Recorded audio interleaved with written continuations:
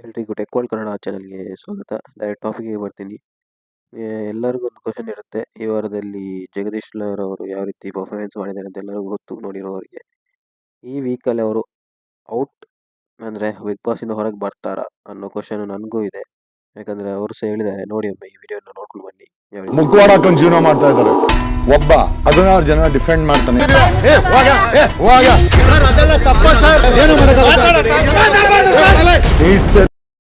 ನೋಡ್ಬೋದು ಯಾವ ರೀತಿ ಜಗಳ ಆಡ್ತಿದ್ದಾರೆ ಅಂತ. ಯಾವನೇ ಆಗಿರ್ಬೋದು, ಇದುವರೆಗೂ ಬಿಟ್ಟಿಲ್ಲ. ನನ್ ಗಂಟೆ ಗೌರವ ನನ್ಗೆ ಆಚೆ ಕಡೆ ಚೆನ್ನಾಗಿದೆ. ಐ ಮೈಸೆಲ್ಫ್ ಅವರೇ ಹೇಳ್ತಿದ್ದಾರೆ ಅವರನ್ನು ಹೊರಗೆ ಹಾಕಿದ್ರೆ ಬೆಟರ್ ಅಂತ. Big boss, it's better to me out.